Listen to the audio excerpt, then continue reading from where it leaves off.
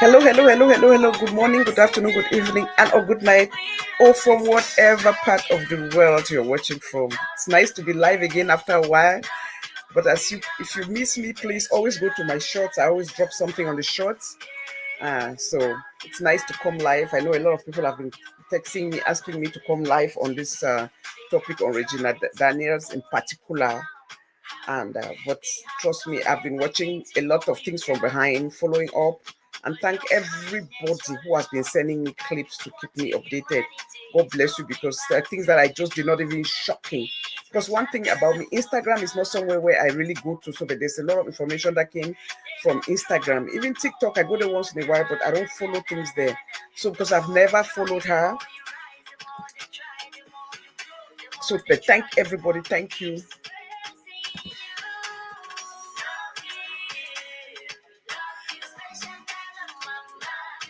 We love and celebrate you.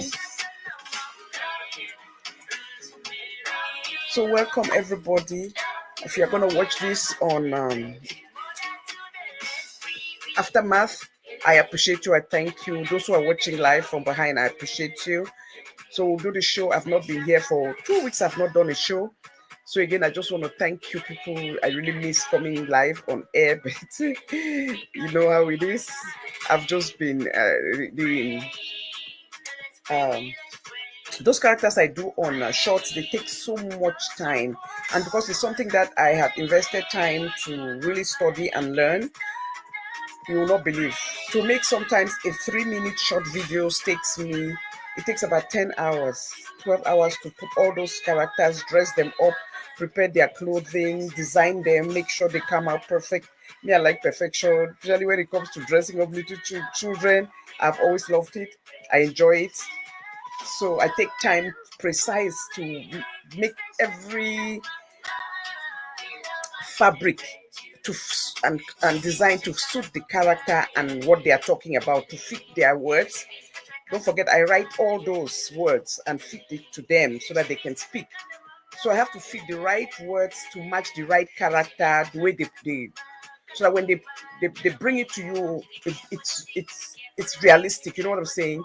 So that takes so much time. I'm telling you, to do a 3-minute video, because short, you cannot do more than 3 minutes on short. So most of them are 250, 2.5 hours, 258. Takes sometimes 10 hours just to produce. So it's a lot of work involved in that. I'm to creating those characters. The way I do it, I want perfection. So it takes a lot. And like I was saying, anybody who is interested, if you think you like it and you want to learn it, like I said, I put that the class was going to start on the 5th, but I will push it again to next Thursday. I'm sorry. So please, if you're interested, contact me. These classes are one-on-one, because I understand how the media is. That is me. I've been on media. I understand exactly how it operates. People like their privacy. So that is why I decide that I'm going to arrange it. The classes will be one-on-one, not by group, because if you're on a group, some people just don't want their phone numbers out there, because if you match people in a group, or we're doing it on WhatsApp, people are going to have people's info and all that. And that's what I thought about it, and I'm trying to avoid. Everybody deserves their privacy. So it's one-on-one class. It starts on that. We're taking 2 sessions a day. So if you're interested, please reach out to me. Give me the day. It's from that Thursday that we start. Reach out to me from now. Let's plan it. Get a time fixed for you. Whatever works for you, we work with that. So it's a one-on-one, because I just believe that the way the media age is now, everybody deserves their privacy. Because me, I've always told you people, trust me, that I don't give nobody's information out, number or anything. I've been here, 4.5 years. Anybody who have worked with me know that I don't take your information and give it to people. I don't do that. No matter how stressful things become, I try my best not to cross that boundaries. But because everybody I'm dealing with, I don't know you. So I have to do it in a format that we're doing it one-on-one class to protect every other person. So it's one-on-one. It's nothing that's going to be in a group. Just so please reach out to me, sign up by this weekend, so by Monday, so that we can set up, I work with her. So there's somebody who talked to me, and the only day she's available is Monday. So I said, for you, we'll do it on Monday. So I'm prepared to work the schedule of anybody as what based on your availability. So again, I just want to thank you. I appreciate everybody for coming. Thank you all for being here. You could be anywhere else. And for those who are going to watch later, I don't take it for granted. I appreciate you all. Thank you all for being here. Hey, Zion, welcome, welcome. Yes, it's been a while, Zion. Oh my God, I hope everybody's doing well. Thank you. God bless you all. And so I'll just do this video and drop it. You saw this thing of Regina Daniels. I've dropped anybody who's watched my shorts. I've really, even though it takes only 2.5 minutes, 3 minutes, but I was very detailed. I made sure that every word, every sentence was intentional, impactful, because I know that if you're doing such short videos, you cannot play with time. So I have to compress everything and put them in 2 minutes, 3 minutes. So please go to that video. If you know anybody who's suffering from abuse, who's going through domestic violence, abuse, and marital problems, share it. It's very, very important. If you see, I created because some of you may watch that short, you don't understand what it meant. I created that that image of that girl. That is a representation of, in the pink, of Regina Daniels. And I went into her mind as a young girl, as a woman, as a mother, based on my own life experiences and a lot of kids who have called me with their problems and marital problems and what she's going through on media and the way she's acting. I went into her mind, in my mind's head, and wrote out what she's thinking and why she's coming out to be talking and to the media. The one thing I will tell you is this. I know that she thinks that she owes the community explanation because she is a public figure. No, just because you're a public figure does not mean that you don't have a private life. That's the one thing that my daughter, I'm speaking to you as a mother. If you ever watch this video, don't feel like anybody owes you anything or you owe anybody anything. Yes, it's people follow you because you give them something. It's give and take relationship. When you are on the media, when you are in public, when you are a public figure, you are giving people, it's just like you act a movie. You give us the time, your resources, and people pay to go watch you. But at the same time, we have to respect boundaries, have mutual respect for one another. But it does not mean that you owe us your private life. No, you do not owe nobody your private life. Trust me. If you choose not to answer from today to tomorrow, those who really love you will still love you. Because the one thing about social media in-laws, people are under different names. So people can turn on you, against you at any time. That same person that told you in the morning how you are there, they're your diehard fan, may be the same person with different name changed in the afternoon and is now condemning you for this and that. So you have to be very careful. Because when I go, sometimes I just go to comment section, I just shake my head. And I'm looking at this, I'm like, where, my God, there are mothers here, there are fathers here, there are human beings here. Taking this, looking at a girl who, regardless of how it happened, she was a child, period. Regardless of, I've always said on this show that nobody should be married before 28. When I said it, there were people who were going around saying, oh no, that mommy, they give bad advice.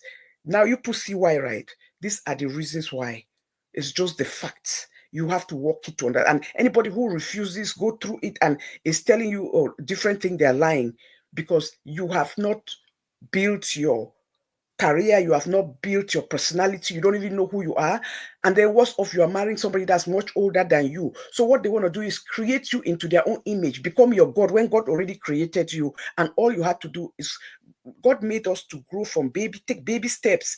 When you are 1 year old, when you are 3 years old, when you are 5 years old, the things that children do at that age, that is part of life. All the mistakes we make are part of life. But when you get married at that age, you've not made your own mistakes. You've not dated. You don't know nothing in the world. You become somebody's wife.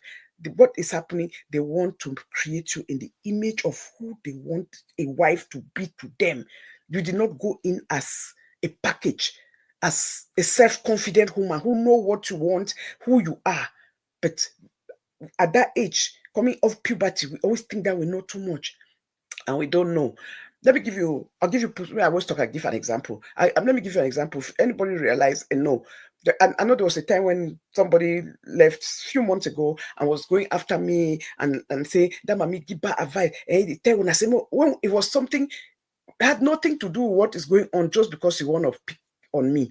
Oh, that mommy they give her advice. It say me no make person no marry when you 20, 21, 22. Now not listen to you, not listen to you. Marry for any age. Any man girl if marry for 20, go still work.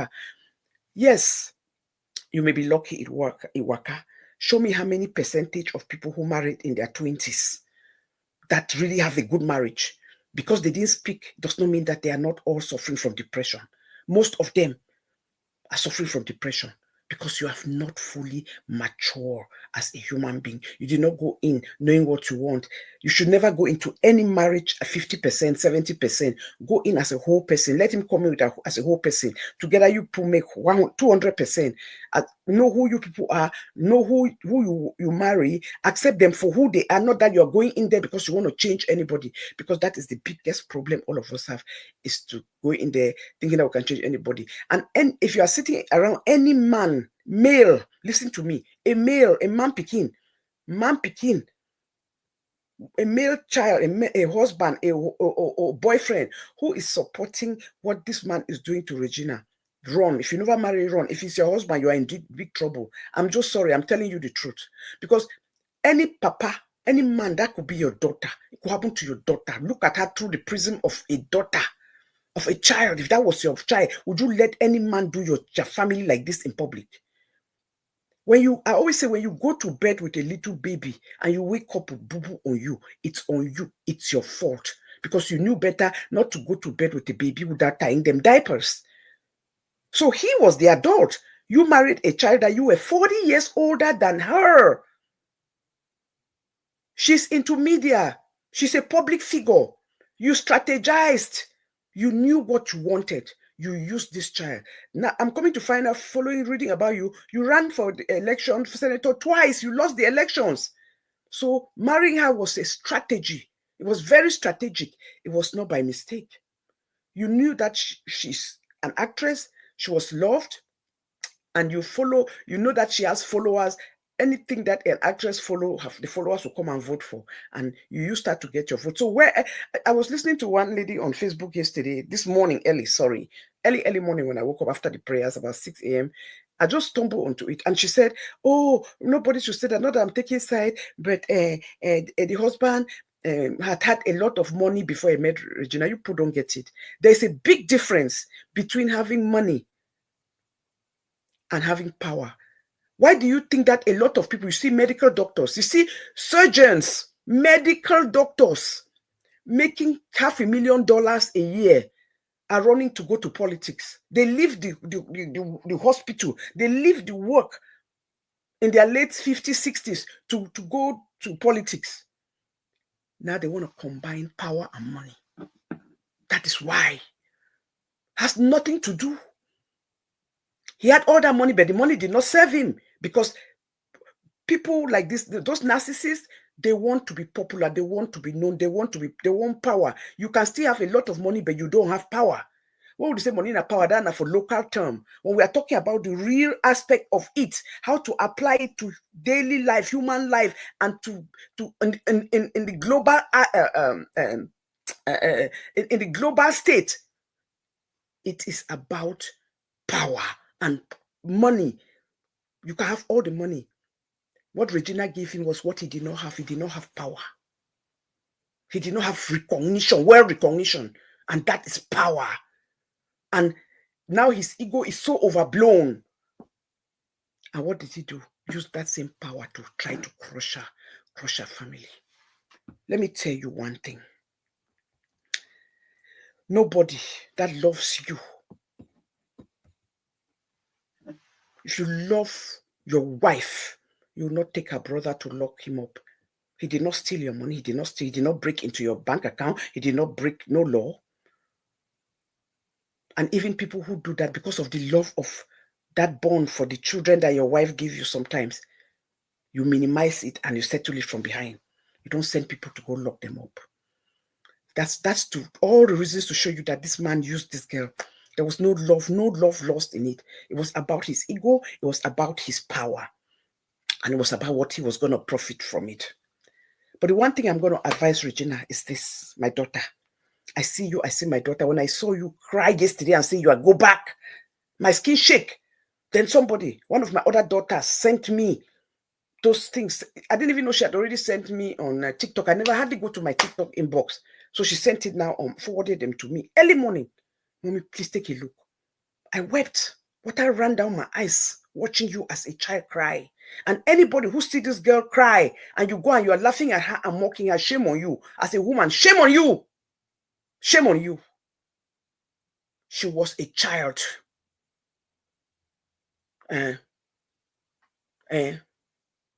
Thank you. Remote service, welcome. She was a child. Just imagine, put all of us as girls, put ourselves in our 17 and 18-year-old self. How we thought, the way we process things, the way we saw love. Now so you see, now so you had the court, now so you get gibberish, you shake when someone say I love you. Now so you had the court. You just feel so valued. You don't even know what came in that package. You don't care. And guess what? Especially in the way we are raised up, our parents don't tell us we love you. We don't grow in a community where they tell us, I love you, baby. Oh, I love you. I love you, baby. I love you. Your father don't come up to you and say, I love you. And her mother and father look like they separated early. So she did not have that male figure in her life. So we don't tell I love. So when you hear some man just come to you say, I love you. Oh my God, when you are 16, 17, 18, ooh, you hear that word. Those are the things that then you see. You know, in those days when we were younger, you watched Indian movies. That was our own love stories. Now, Indian movies. Pia. They don't even kiss. But you see emotions, love, hugging. Your skin die or the name. Real man, Carol P, welcome, comes to you and say, I love you. Oh my God, you jump up, you jump down, you go sleep, you say, hey, man, say I love you. My dear, it could be anybody. So Regina, I would say this and then I go into the show. My baby, my daughter, I saw you and I wept for you. And I know it's not hard because you grew up in social media age. You are a child. I didn't even know you were this young. I swear, I thought you were 30. It was only yesterday I found out that you were 24. I scream. Hey! Baby, Asha, I weep for you. Family matters are secret and marriage is a covenant built on trust, respect, and privacy. When we carry our marital problems, issues on the media, or bring our in-laws, we invite voices that do not feel our pain and do not understand our journey. I sit there, I hear people say, oh, now you can't talk for we. That way we did drive for this. That way we did enjoy money. You be give me. One person cannot help everybody, but all of us can help somebody. Does not mean she's not a kind person. You saw how she used to take food and doing charity, giving rice, giving things to people. So if you did not happen to be in that area, it does not mean she's not a giving person. I judge a giving person not because you gave me, but because the way you treat others. It means if you meet me, you will treat me the same. So when I stop that kind of childish thing, talk, say, oh, did you ever give it to us when you put enjoying? That is too childish. It's wrong. Judge people by were they giving. She has been a giving person. Just because you did not benefit does not mean that you use it now to mock at her. Very immature and very wrong. Let's not, this is wickedness in fine places. Stop it. So please, like I said, you invite voices that do not understand your journey. What should heal you in quiet and calm becomes a public debate. What should be protected becomes exposed. True wisdom is knowing that every storm in a marriage must be handled with maturity, with boundaries and intention, not with public opinion. Mommy, don't come on to say nothing again, okay? But I understand talking is healing, but it's about talking to the right people, not social media in-laws, because most of them, you don't know them, and you don't know if they are your husband's clique or yours. You may be talking just to your enemies, giving them too much information. Speak privately to those who love you. Call them. There are people that I know you can call at any time of the night. Those are the kind of people you need now in your life.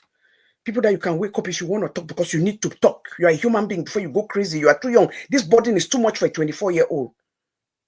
That's why I still blame him, because a grown-up, you are the parent, you are the grandfather, you should know better. If she had come out and even brought it on media, you should have stayed quiet.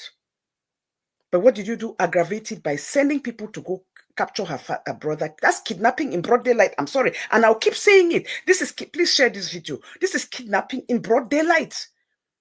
And kidnapping in Nigeria is one of the most rampant crime. But if they catch any kidnapper, they go straight to jail. Why is he still on the street? I'm talking about her husband. I'm not going to call his name, dignify him on this show, because I see him, I see a narcissist, I see a user, I see somebody who broke boundaries, who took somebody's child, maltreated them, and then come here now. If you are doing all this in public, mister, I can only imagine what you are doing to this child in private. When she said that, oh, you even inject her, hi! She's a child. Anybody who says that, oh, but what? No, she was a child. And children tend to believe what adult told them. This was a child who grew up. The father was not there. The father and mother, maybe they've separated. So it's not only her husband. He was looking at her like a father figure. Now stop him. If he can be doing these things he's doing to this girl in front of us, threatening the grandmother of your children. You say you love your children, and you're threatening to lock their grandma. Excuse me? Even Oyibo, no boundaries. They say they don't care culture, they have respect. They know boundaries. You are threatening their grandmother? Stop it. This man is a narcissist. This man is an abuser. This man is a hate monger. You used this girl. You ran for election twice. You could not win. You sat behind there. When I saw you in that interview, had the audacity to say, Akelaj. Sorry, Nigerians, you are watching this. It means at what age? Now, French man talk and say, Akelaj. For him to sit there and say, oh, my family was pressuring me that all these years I've not married a girl from my village. So they say you should marry a girl from your village. You went and picked a child upon all women in your village. And then the audacity to say that's why I went and I was looking for a virgin. How did you know she was a virgin? You are wicked. So she gave you her virginity, and all you do is abuse her. All you do is abuse her, control her. Stop it.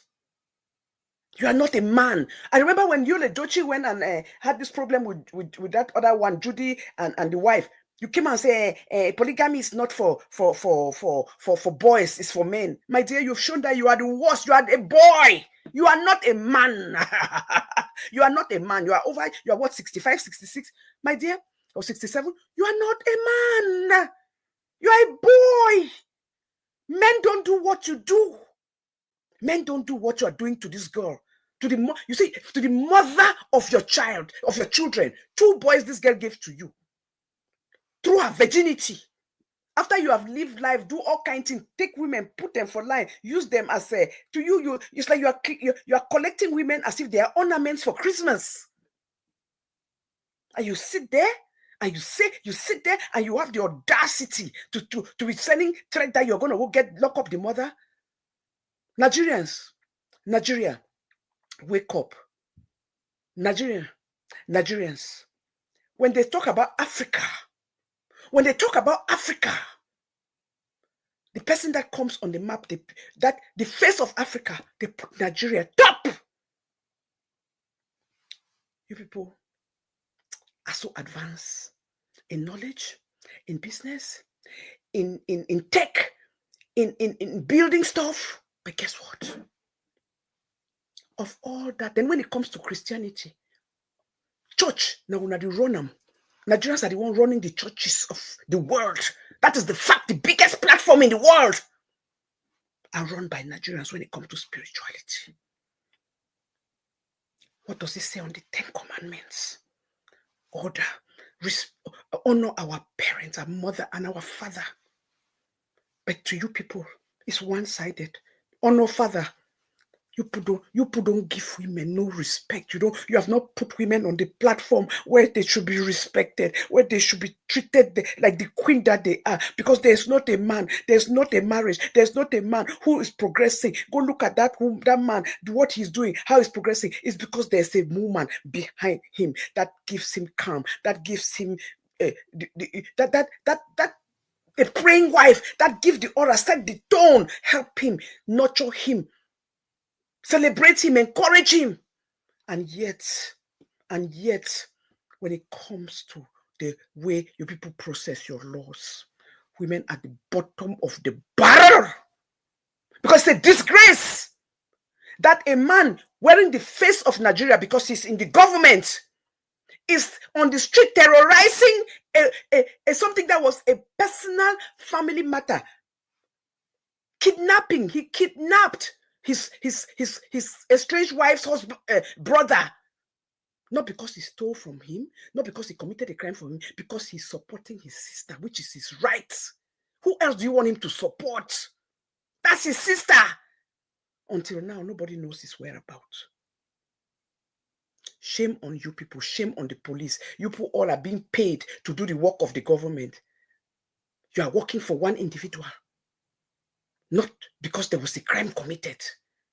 How? On this earth, where? Let me tell you people, if you don't understand, you people are crazy. Sex is an emotional thing. Sex is a spiritual thing.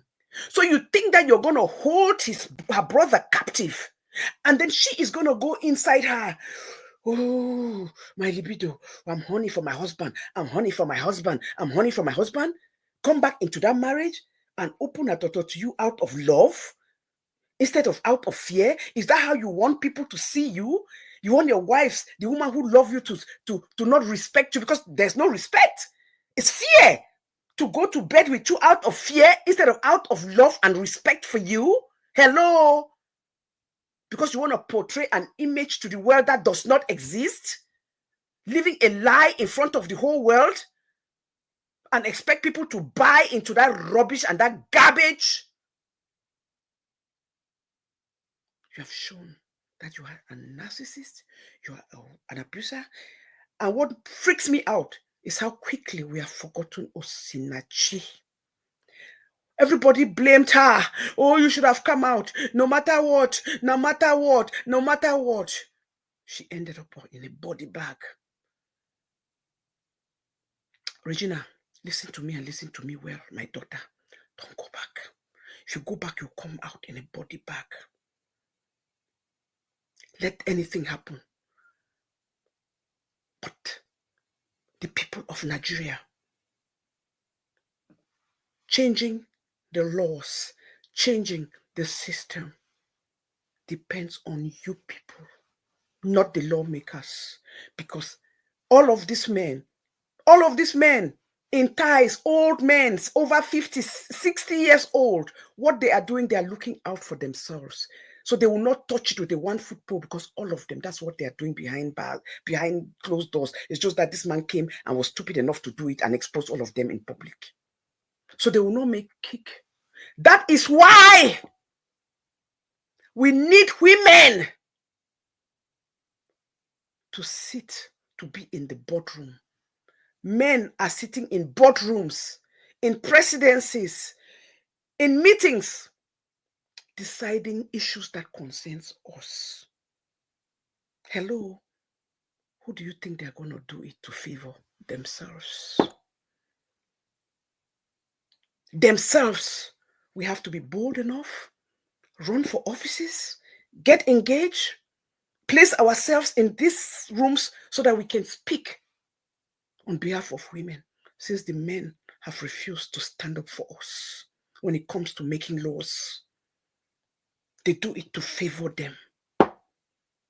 And they have daughters. They have wives.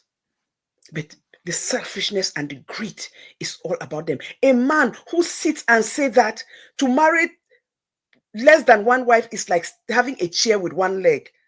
And people applaud him.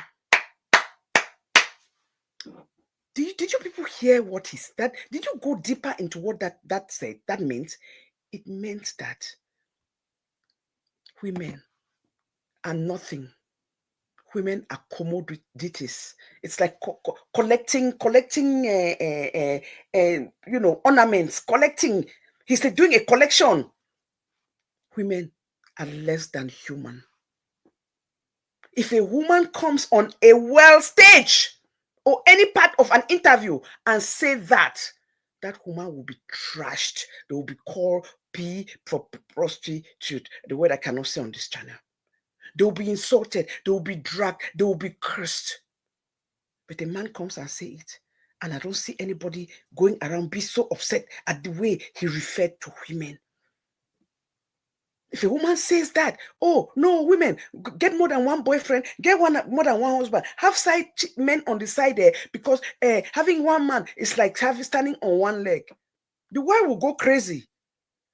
What are we saying? What are we teaching our children? How did we get here?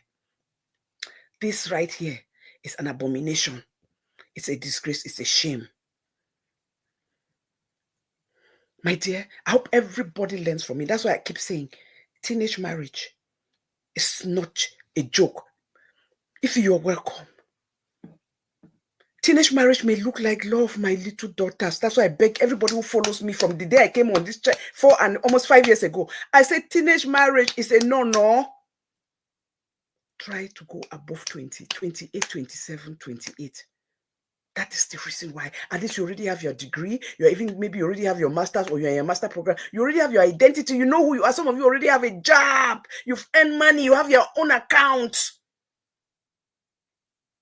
Teenage marriage may look like love, but its consequences run very deep. At an age where dreams are still growing, marriage can limit education, create financial pressure, and expose young girls to emotional and physical risk they are not prepared for. Instead of spending that time discovering who they are, they get pushed into adult responsibilities. Teenage marriage doesn't build a future. It interrupts it. And every young girl out there who's listening to me and is going to watch this, you deserve time. You deserve safety and an opportunity to grow before stepping into the world of marriage. Please. And then when you think about worst of all, polygamy, you are a teenager. You are going to be somebody's fifth and sixth wife. Regina did not marry this man because she's hungry. She had a job. She's an actress. No matter what, she was not hungry. Then stepping into polygamy. Please, anybody who have not watched my shorts, go to my shorts. I spoke to her and I made an image of her in her mind's head, the things that she is saying. I created those words because that is what I think she is going through as a teenager, going into this kind of pain. Please go watch those shorts. A polygamous marriage, especially to a man old enough to be your father or even a grandfather, picking a number, being numbered, places a young woman at a very unfair advantage, and that is just the fact. The age gap itself creates an imbalance in power, in experience, in expectations, and in control. And while he has lived his life, she's still discovering herself. In polygamy, love becomes a competition and attention becomes a battle. Shouldn't be that way, my darling.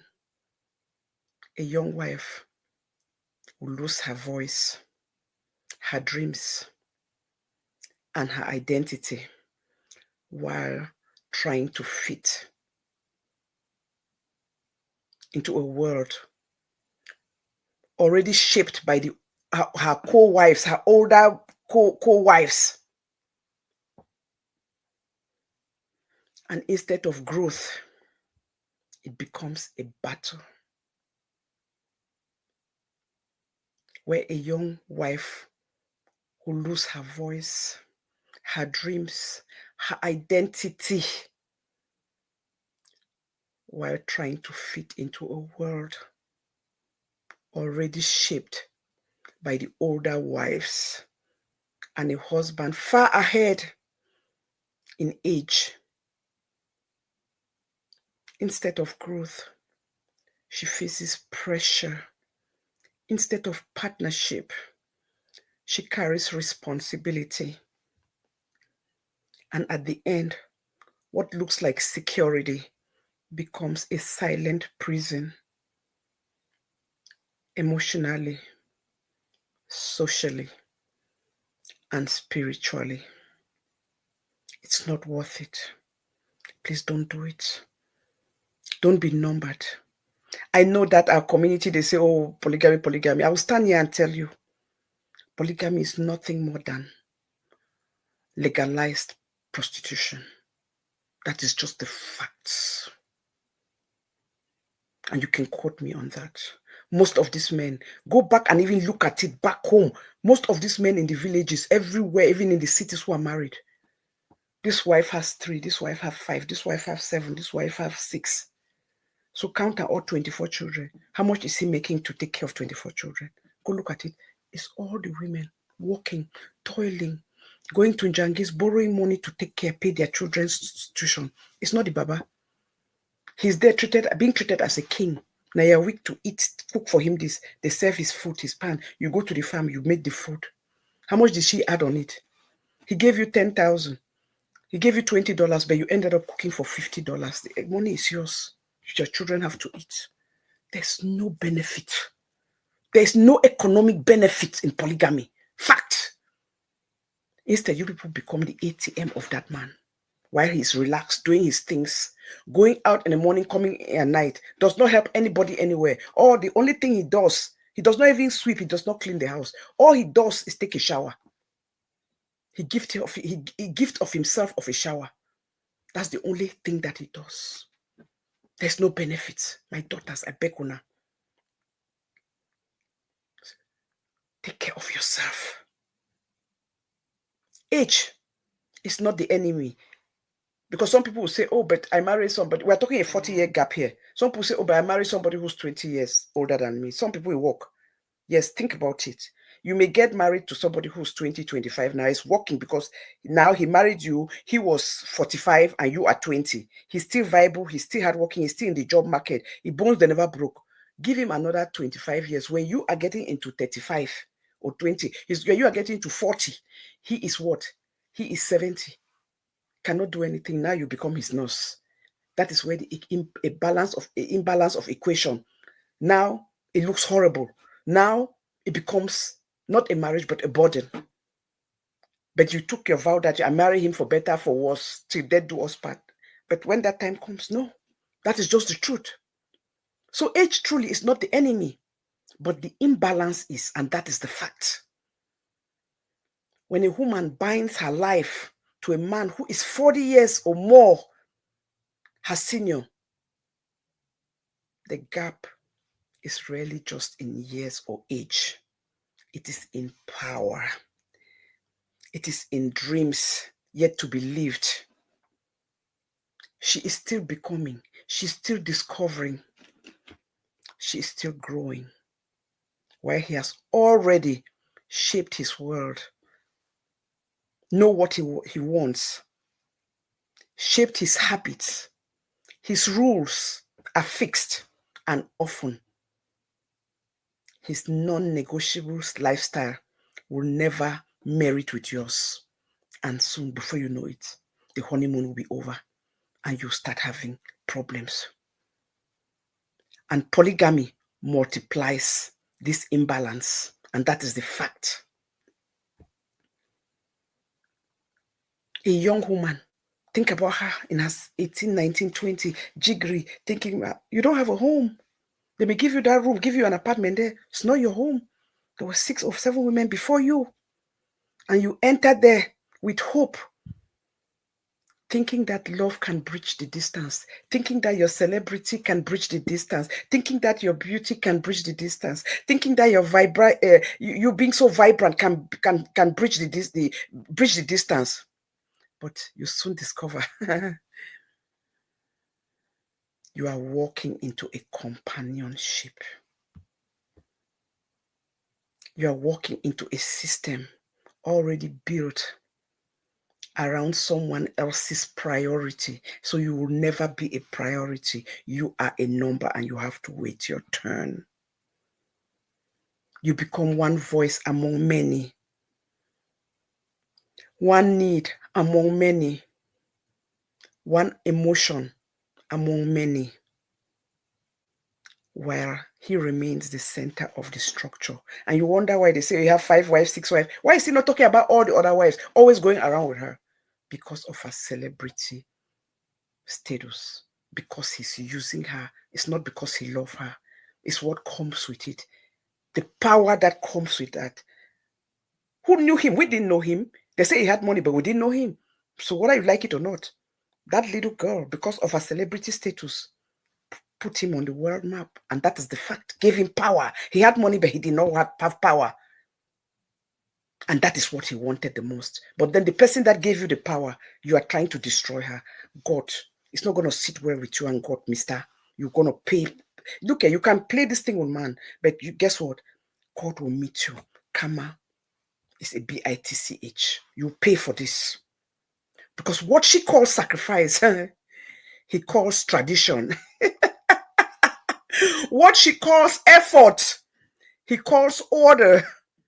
What she calls loneliness, he calls normal. Because he can never understand. But the fact is, when you are 17, 18, 19, 20, 21, you want to mingle, you want to hang out with friends. It's not that she wants to cheat. That is their brain. She has not had those opportunities.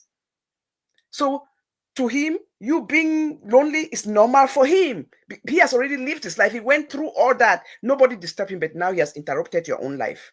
And slowly and painfully, she realizes that marriage was never designed for her to thrive. It was designed for her to adjust. When the age gap is this wide, the rhythm of life is different, whether you like it or not. They can never have the same genre of music. If he did it before, he was pretending to cajole her. There's no way for 40 years you have the same. Me, I don't even have the same genre of music with my daughter. I thought there are things I see them play. I'm like, that thing is so noisy. It drives me crazy. You understand what I'm saying? You cannot, no matter how we raise them. Hello, now we raise them. But there are genre of things that we cannot, they are doing that we cannot see it and it makes sense to us. That is just the fact. We cannot relate to it. So that is just the truth. So when the gap is this wide, the rhythm of life is different. She wants to rise. Now she realized she wants to rise. She want to continue where she left off. She want to explore. She want to evolve. But he wants calm, control, predictability. Oh my God. That is the life that we live. So people, be wise. Be smart, young girls. She wants partnership. He wants obedience. She's not your child. She's your wife. No matter how old she is, you chose a younger wife. You tell your children to obey you. You don't tell your wife to obey. Your wife respects you. Your wife does not have to obey you. They respect you. Okay? Your children have to obey you. Don't mix apples and oranges. You made that choice to marry a child and call her your wife. You cannot make her obey you. She wants to be heard. He wants to be followed. And even in the rare cases where kindness exists, the imbalance still shadows the relationship because time itself becomes a barrier. And that is just the truth. She will age into her prime, right? As he ages out of his, they have nothing in common. She will gain confidence. As he loses stamina, jealousy sets in. She will begin to understand herself as he begins to need caretaking and caretaker and need a nurse. Goals shift. Desires shift. The journey splits. And in polygamy, the split widens even more. And that is just the fact. No woman deserves to shrink just to fit beside someone who has already lived a full lifetime before she arrived this earth. No woman should have to silence her brightness just to avoid conflict. No woman should lose 10 years of her youth trying to be enough for a man who will never change. That is just the fact. The truth is simple. Even if it is painful, a marriage built on imbalance cannot stand. No amount of money or power can make it work. A union built on power rather than partnership cannot nourish the heart. And a woman's future should never be sacrificed as payment for a man's comfort, for a man's tradition, or his ego. That is just a fact. So walk away if you must, Regina. Choose peace if you can. Choose safety always. Choose a future where you are not an ornament in someone's story, but the author of your own. My daughter, stop crying. Be strong. Leave the media. Talk to those who matter. Talk to those who love you. Talk to those who pick up your phone calls no matter the hour of the night. I understand the guilt because your brother is suffering now behind bars because of you. So that is killing you softly. Be strong. Remain prayerful. Take it to God. And God will show the way and open the way. I hear today that somebody sent me a message early this morning. That very dark man has come out and said that he reached out to her husband and he's willing to let go of not to lock up the mother. Go lock her. Go lock her. Like I was telling one of my daughter, I said, now what did he beg you for? Maybe do and carry balok. Go stay in your house with your children, with your 2 beautiful boys your wife gave you. Then take her mother and go and lock her because you want to control everybody in the world. Are you going to control everybody in the street? You're going to be picking up everybody who gives an opinion that you do not like and take them and lock them up? What kind of life is this? Since when did marriage become that your in-laws become your target because your marriage did not work? You are going after the wrong people. Fix you. You are the problem. You are the problem, but because you are so archaic and set in your ways, like I've just said, you think that you have to go and control everybody else, but when the focus should be on you, look in the mirror. The problem is not everybody else. The problem is you, sir. It is you. Fix you. Stop using money to pay people, to harass people, to attack people. Stop making your wife. So you sit in your kingdom and you are so happy. You are a very, very unhappy man. Because anybody who thrives and live a life to make people afraid of them is because you have ego problem. It's because you are not strong enough. It's because you are a narcissist. It's because you are a very weak man, pretending in everyday white aguada with red cap, going around like local chief, pretending that you're strong. You're a very weak man. You have nothing. You have nothing. You are a weak man. You have all you have is ego, and that ego was given to you because you married this girl who gave you the power. Because the whole world now knows you are walking around like this with Odogo, Odogo. You are not no Odogo. You are a little boy. If they move that white gown, move that red cap, all you left na toto. Nothing you have down there. You don't have nothing. That one self don't shrink. You have nothing. You can, and I bet you all your wives are living in fear. What is the reason? Because of money. Women, it's not worth it. I'm glad that she finally picked her back, and we should applaud her. Because let me tell you, there are a lot of women who will not have come out of this situation. They will just stay there because they are so afraid of him. And you know what is killing his ego? That she came out of there and bought a house. Men are very trifling. There's something that plays with a man's head, where he realized that you did not leave his house. He wanted to see that you left, you are hungry, you are suffering, you don't have a place to stay, you ran back to your parents' home and you're living in that extra spare room that you were sleeping in when you were 7 years old. You know, say, oh, you don't live, you were in a castle, she'll come back. This one we move on for a papa, her 7-year-old bedroom that she used to share with her siblings, he'll come back to the castle. But the fact that she left and went and bought a house, that is what every young girl should learn. I'm not saying that you should leave and go buy a house. What I'm saying is that when you are in your marriage like that and you already have your career, have your profession, have your account, save your money, be wise.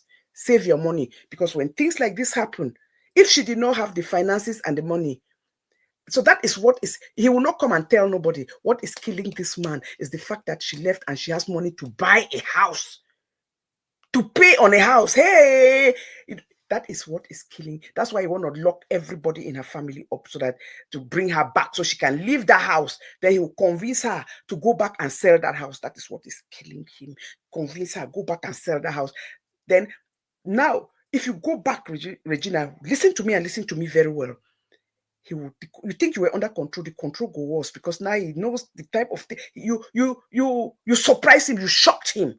You living and buying a house shocked the hell out of this man. So I am telling you, if you go back, he will strategize, take everything from you, lock it up in the way that when you leave the next time, you will leave but on your knees. My dear, don't go back. And if you go back, you end up in body bag. The fact that you even said that he's giving you injections, a husband who will give the wife injection to go to bed with him, that is not the husband material.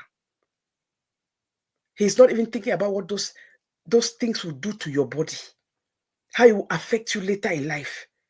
So God has spared your life. This is God at work sparing your life. Run.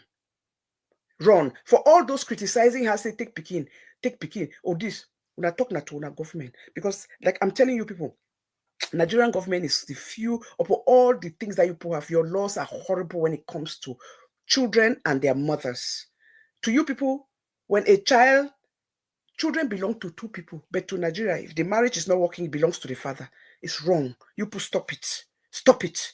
Those children have two DNAs. There's nothing wrong with them to co-parent. Me, I'm for co-parenting. I don't want even the mommy to say, oh, the my pikin. I don't want the papa forget not to my pikin. I'm against that. But the point is the law does not allow her to take her children. So all of you who goes out there and you are criticizing her, you don't come on leave picking there. She has no choice. It's the law. You people blame the law. Who are you people voting into office? Who are you people using to represent you people in office? That should be your mindset. If you can change the mindset, if you can start looking at the kind of people that you people vote into office, what they stand for, because in Africa, we just stand stagnant. People don't use voting. People don't use the poll. I don't blame you people because even now we go to vote, you still vote, they steal your vote and give it to who they want. So that has demoralized even people to want to make that choice to go to vote. Because if you know that you're going to vote, overwhelming somebody and they will still steal the vote, and that is the intention. They do that so that they can demoralize you people, your state of mind, your way of thinking, knowing that even if I vote, what difference it will make, so people stay home. But let me tell you, it's better for you to still go and vote.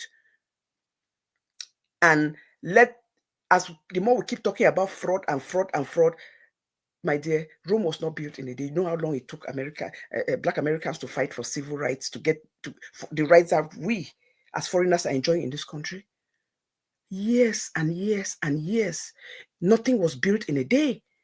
So you don't give up. Instead, this is the time to stand up and fight. Things like this should make nobody want to stop. There's so much to learn from this story. It's not the Regina Daniel story. It's not only about divorce. It's not only about polygamy. It's not only about age difference in marriage. It's about the laws that are put in place that are supposed to safeguard the women. Women makes the nation. If there's no woman, there's no church. Going to church. If women know they church know they will function. Now women, they do all those contributions. Now women, they elevate. Yet when it comes time to stand up for the plight of women, to give women their place, to give women respect on world stage, no, they take it away from them. Why? Why? What are you people so afraid of? These are the people who brought you people in this world. Without a, show me some one man way don't bomb Pekin. No matter how much sperms they have. God is awesome. You're welcome. Show me one man way, no matter how much sperm he have, how much. Now women don't bring children into this world. But when it comes to giving us that respect, you people take it from us. A mother who has been abused in a marriage cannot take her children along. They give it to the father who has never been present. Hello, Nigeria, una wake up. I will not lie to you. 237, Cameroon, they've go advanced when it comes to that big time. They advance when it comes to that. They hear the story. Social services hear the story and they do the right thing. They make it where it is father and mother. And if they realize that there's going to be danger, it's going to affect the children, that is the only time that they will say, okay, father, you cannot be involved. But most often, the mother is the primary caretaker. Because whether I would like it or not, it's the mothers. What primary caretakers? So you stop insulting this girl on media, say you don't come on, leave picking them. Talk to your lawmakers. They should shift that law where they don't give women the right to take their children when they are living an abusive marriage. This is ridiculous. But here we are. It's a shame. It's a disgrace. Let me see this comment here. Stand firm and fight for your freedom. Freedom is not cheap at all. Fight it and be free. If it was so close, win and there shall be no loss. Amen. Stop it. Nigerians, God is, Osinachi came, you people, everybody's silent after that. Nothing changed. You know, Dochi, Ame Dochi came, everybody, 2 years on media, all we they go back and forth. Nothing have changed. And here we are again. Not putting women first, not caring about their emotional state, not caring about what an absentee, the absence of a mother does to a child psychologically. I'm not saying take the husband out, but she has a right to be able to, the mothers and fathers have a right to parent their children if the marriage does not work. It's better to be in a relationship where you people are not together, but you people have respect for one another and children don't see you people fighting and slaughtering each other. It's healthier. A lot of children have gone through divorce and they are thriving. I always call Barack Obama. There are a lot of them like that just because it's a public figure. It's better than for children to sit in a house and see abuse, see their mother crying because their papa did chuki injection every night because you want to have sex with your wife, you chuka injection. That is a crime. It's abuse. Why are people not furious that a lawmaker is committing a crime? Is drugging his wife? Why are you not furious? People just make it like a normal thing. Like I look at it and I'm like, then somebody was saying that, they said that this morning, just before I came on that, he said that the law, they're going to go take Regina and commit her on a craze. She's an adult. She's over 18 years old. She's a mother. She's an estranged wife. There are a lot of all these drug dealers on the street. Children who are taking drugs, living on the streets, homeless on the street. What have the government done? Why have you gone and picked all those people and go give them treatment? But when I go take na Regina Daniels, when they craze, you start talking and making sense to me. So he again is in control of her personal life, how she should be based on what he told you people. So they want to go take her because you people want to control her. God knows if they take this girl and put her in any place, what this man will pay people to inject on this girl to mess her brain. That is why you people must speak up, scream and shout. You people want to start helping people, help all those homeless drug dealers living in uncompleted building by the street. Regina is living in her home. She has her head. If she did not have her head, she will not leave her husband's house and go buy a house. So she is a free-thinking individual. She's not crazy. There are a lot of people on incompleted building doing drugs on the street. You people start by helping those people. Show the world that you are taking care of your citizens. Now stop them. What? This is ridiculous. I heard some people were saying that, oh, the mommy is the mother is the one who did it, the mother is the one who saw her, the mother is the one who gave her to her old man. Una shut up. If you have not walked in people's shoes, you can never understand. If you've not heard somebody's story, you always be thinking. First of all, today is the first day I saw Regina Daniel's marriage picture. I was perplexed. I was shocked. Nigerians do not play with traditional marriage. Igbos, Delta, Yorubas, all them, they know they play with traditional marriage. This was a girl who can buy anything for herself on traditional marriage. She did not, no coral beads, nothing. It was just an ordinary clothes. The man took come there with just a little short white sleeve. That is not normal. Right there, it's not normal.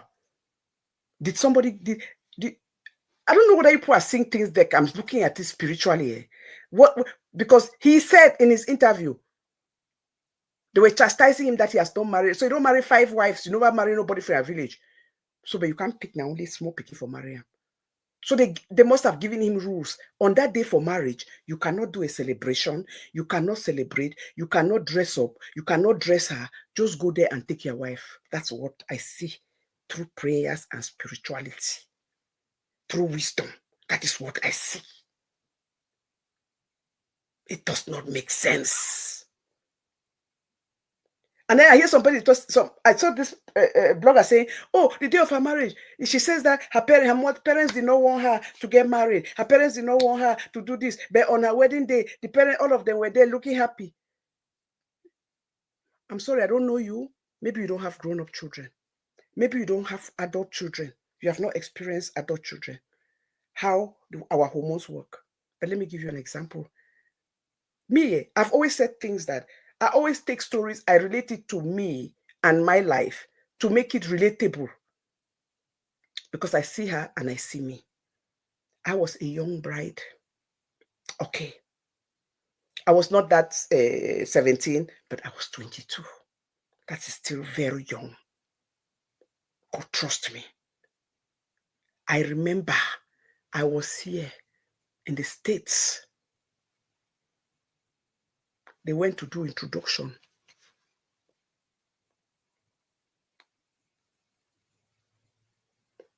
He called me the next morning. He said, Chai, your mommy disgrace we, oh, your parents disgrace we. Shame one kill me. I said, what happened? He said, my mother said, you know what? It's just that she's my only child. I no agree me the married because she talked to me. She begged me from behind. I no agree this marriage. But she's my only child and this is what she wants. So I'm going to let her have her day. God knows I'm not happy. I don't like the way you treat women. I don't like the way you treat people that marry in your family. The abuse, I see abuse really happen for our family. And I need to respect women. So I don't want that for my daughter. I say, no, I'm different. I'm different. That's why the day help mommy. He said, didn't you tell me that you were different in the abuse woman? But I'm going to tell you that people who say that it was the mother who brought the man, now stop him. Because I remember that somebody on the street when I insulted me and said that, oh, now my parents then, because my papa they in politics, now he go find my way there for politics, bring him, make him marry me. It was a lie. Baby lie. I met him, I was in second, I run for my dormitory for school. They see some man, they find you for up school. I rushed there to go see the person. I don't even know he introduced himself to me. He was in first year in university. I was in Form 4. He just finished high school. He entered university. I was in Form 4. He introduced himself to me. We started chatting like that, started writing. Those days, not letter writing.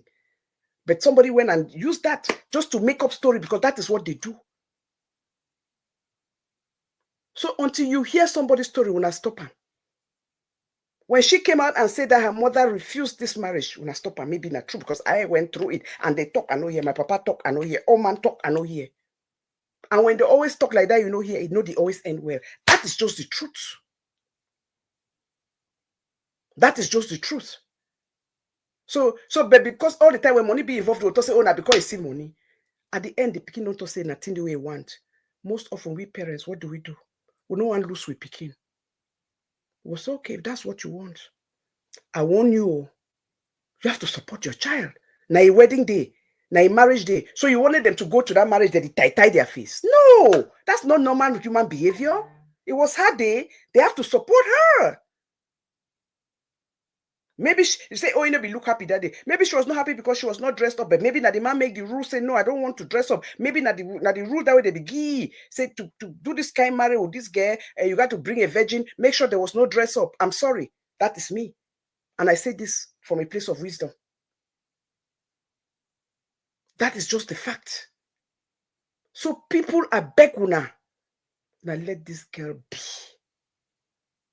Now let this girl. It be so shameful that most of you are there with daughters and big daughters with their own problems, but you people are fast to just judge, just agree because because when they look and say the man get money, money don't give man.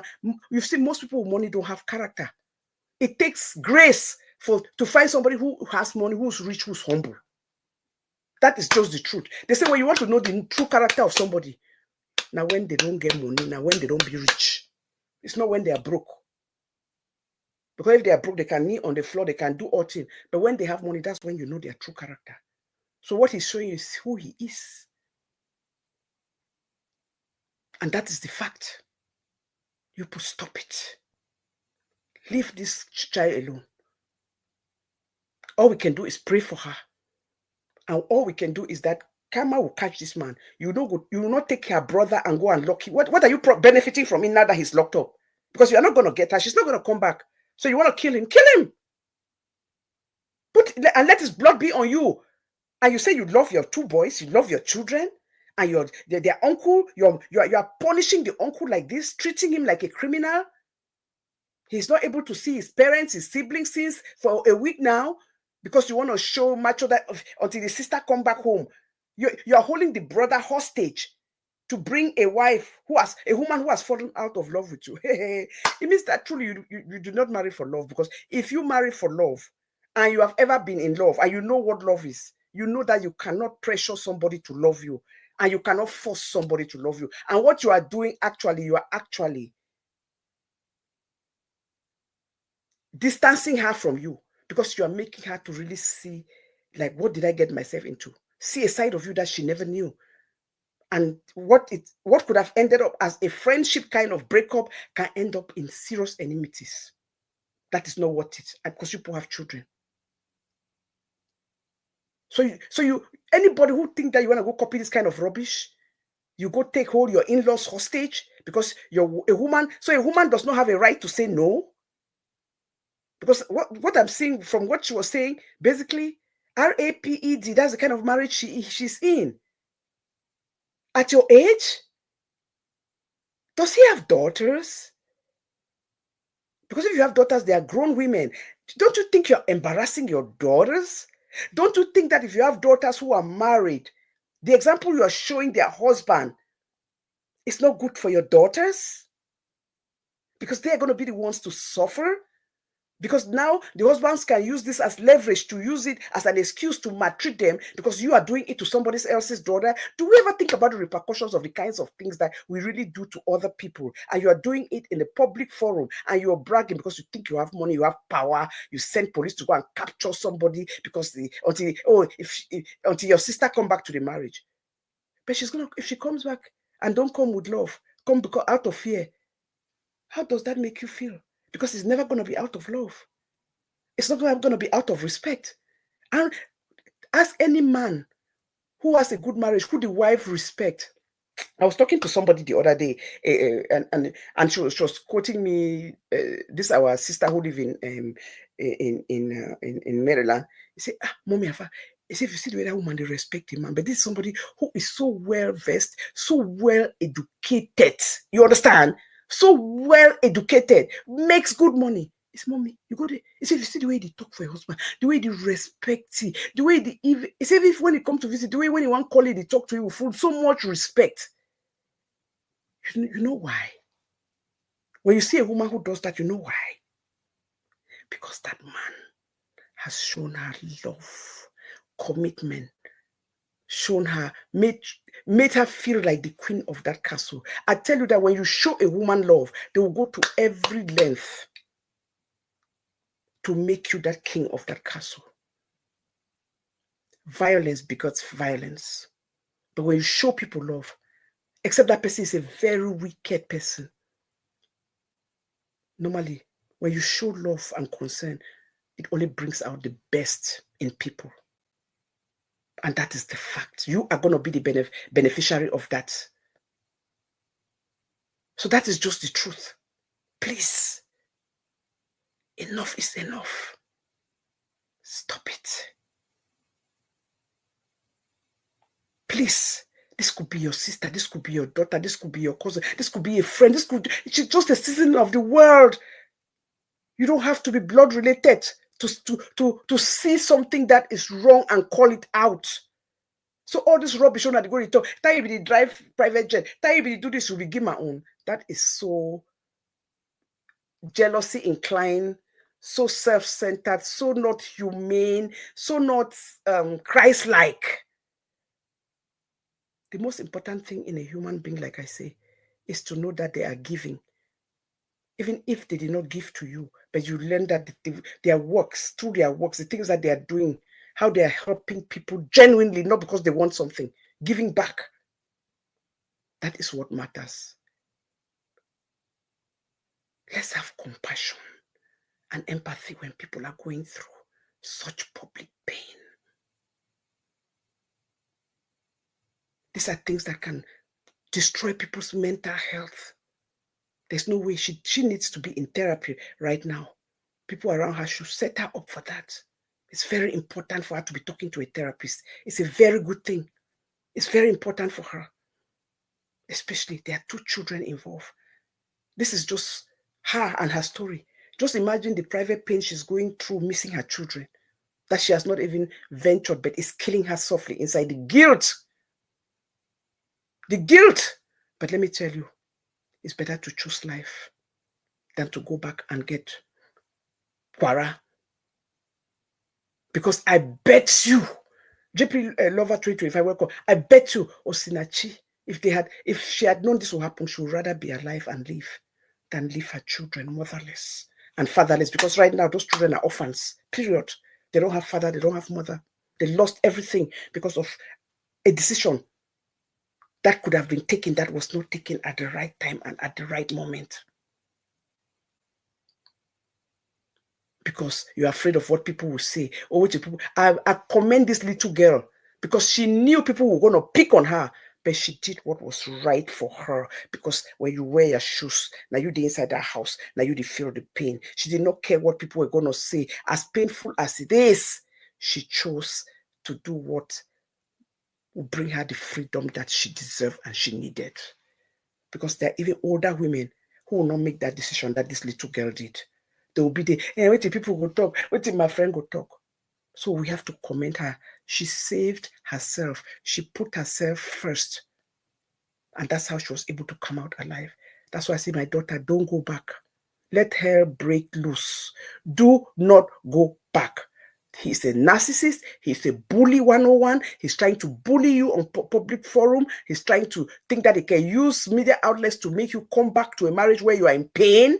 Let me tell you, if you go back, you'll come out in body bag. That is just the fact. Take that to the bank. I said that to you today. I beg you, don't go back. But we'll keep praying because there's nothing. What God can do does not exist. He will bring out, your brother will come out. The disgrace is already on him. The shame is already on him. And I pray that they continue to give him public disgrace and shame. Public, and I hope that when he goes to run, and when it's his term over, that he does not, nobody should vote for him again, because he has shown that he's not a leader. You're saying that polygamy is for men, not for boys. My dear, you're a baby. You are not even a boy. You are not a boy. Move that red cap, move that white garment. We'd work out fiap, wind the blow. You are nobody. You are empty. Empty. With some money in the coffers. Now you take and terrorize the whole world, terrorize the streets. You had money, you didn't have power. Who gave you power was Regina. And guess what? She has taken the power back. So you will rot where you are. If I were you, you're supposed to apologize to her, make up with her. But making up with her because of the children does not mean she has to come back and she has to be married to you. No, she deserves better. She deserves a man who's going to appreciate her. She's young. 24, she still have to grow. I will not even advise her to be in a relationship now, because she still have to grow to get married right now. Because she married too early, she's 24. She has 4 more years to start thinking, or 5, 6 actually, to think if she want to remarry. She has time. She's already have her children. And if she wants to start another family again, give herself 6 years so that she can fully in tune, do all the things she never did, date, have fun, hang out with her friends, just do things that girls do. What you stole from her, you stole her innocence, you stole her virginity, you took everything from her. She gave you 2 beautiful kids, and then the audacity to go and lock up your children's uncle, the audacity to threaten that you're going to go lock up their grandma, the audacity to think that you are the king of the world. No, you are not. You are nobody. You are nobody, sir. It's a disgrace. Shame on you. So please, if you think you want to add to this topic, you want to call, fine. If not, thank you, please. And if you watch this on replay, please leave your message at the bottom at the community page. If you watch this community, leave your opinion. If you're watching this as an after show, and I will trust me, I will always reply to you. But let's keep our eye on this. Let's continue to pray for her. Let's continue to pray for her family. Stop chastising her. Stop chastising her mother. Any mama we born adult pikin, where you don't born get pikin, they don't pass puberty. We all know that they get to that stage. When they don't reach to this stage, when they start no man pikin, it's hard for you to tell them that you cannot do this. You can only advise them, but you cannot beat them. And most of these children, when they don't make up their mind, this is what I want. That is the truth. I told you from my own experience. Nobody can take it away from them. But guess what? At the end, it has always proven, anytime you enter marriage where your papa and your mommy talk, say no. None of them have ever survived. That is just the truth. So the earlier we all learn from other people and start listening, pay attention, especially if they are pointing certain things, listen, pay attention. There was no way a 40-year gap. You see, like with president for Cameroon, the only reason their own worked is because they're in the presidency. They have a confined life. So all cheating, they happen only inside that house. All things, they happen only inside there. Nobody sees them on the street. You understand? And she had already had her life. She was once married. So she was already in her, she was one married, already have her children before he married this marriage. So you know if we compare the two. This was a child bride. This was a child. That one, she was an adult when she decided to marry a man that's 40 years older than her. She was already a woman. So there's two differences. She already knew what she wanted. She knew that she was going in there. She was going to be the first lady. The world was going to be looking up to her. She knew what she was going to get into. At 17, 18, 19, you don't know what you're getting into. So that is the big difference. You understand? But like I said, this age thing, whether you put like it or not, you as a baba, 40 years, you do what makes you look at a teenager and take off your clothes in front of her? 40 years gap. You are almost 60. You go follow 19-year-old picking. No, you have abusive tendency. You be child molester. You are a molester. And the fact that you are giving her injections, all this proof now will not be that men, they will not meet up girls, then drug them, put things in girls' drinks and take them to bed. I bet you that's what happened to this girl even the first time you met her. You must have drugged her and use it to disvirgin her. And that's why you look at, oh my God, I found a virgin, I must take her. She will be my bride. Plus, she's an actress. I could use her for my elections. I don't lost twice. Oh, this third time will be a charm. I will use her followers to come vote for me. Put me on the world map, and I'll use her to beat my opponents. And now you got everything you wanted, and you just want to discard her like that. Life does not work like that, my dear. So, sir, again, Go fix you. Everybody you are locking up, you should be locking yourself up. They should take you and commit you. You need to be committed. You need psychiatry. You need everything. You are the one, all the things that you are prescribing for other people. Since you have become a doctor, prescribe it for yourself, okay? Because you are the one who needs all that help. So this is where I end this topic on this for today. I'm just gonna do another 20 minutes and we end this show. Thank everybody for coming. I appreciate you all. You saw what happened to us there in Pays, Cameroon, with our presidency. So this is the situation. But one thing I can say is this: you cannot take something that belongs to, that you did not earn, that everybody saw that you packet it. It did not, they gave it to somebody else and you took it and you think that it's going to last. It's only going to be temporary. Because if you are secure, if you are sure, if you are happy, you would never, you will not be still on the street locking up people. How many journalists have fled the country since last week? All because they spoke the truth. Even those in your own party who spoke the truth, everybody, some are locked up, some are beaten, some have disappeared because you put, if you are confident that you want, you should not care what anybody says, because you said that you brought democracy. You cannot bring democracy and then at the same time that you brought democracy, you don't want the democratic process to work when it does not favor you. It should not work like that. It is wrong. Like I said, I was watching Chat Night Africa. I shared that on my link on Facebook and on my YouTube page. Please go follow that show. An amazing show. I stumbled onto it. I watched that show. I could not believe these are people who live here in America, CPDA members, saying that Biya did not campaign because he does not believe in doing things in public. Do people know how that sounds? He likes negotiating. My dear, he is not a diplomat. He is a president. Diplomats negotiate from behind. He is a president. If you choose to run for president, then be a president, be present. Your constituents have to see you. The people have to see you. You have to come out and talk to them, greet them. You won an election as you claim, which was a lie, failed election. For 1 month before the inauguration or 3 weeks, never came out to even thank your supporters. The day they announced 27th of October that you were the winner, you never came out because they were pumping you to hologram you to come. Watch that video. Go see how an aide is going there. They are waiting for him to go make the speech, the acceptance speech to the people on his new agenda for the country. What was he? The aide is, they are waiting. He just sat there.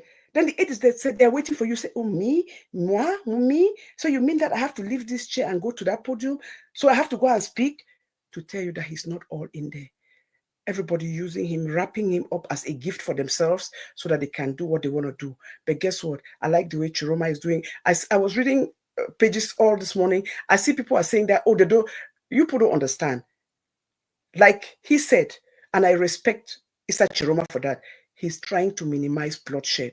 That is why he's not encouraging people to go to the street to be fighting, because you are going to end up losing your family member, losing your life. He's minimizing the amount of people that should, quarrel. That's why he's using diplomacy and using lawyers. So for people to be saying that, you don't want to talk one action.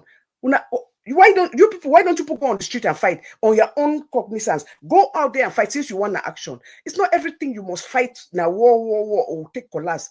Sometimes, especially when you know that you are confident of yourself and you know that the people voted for you.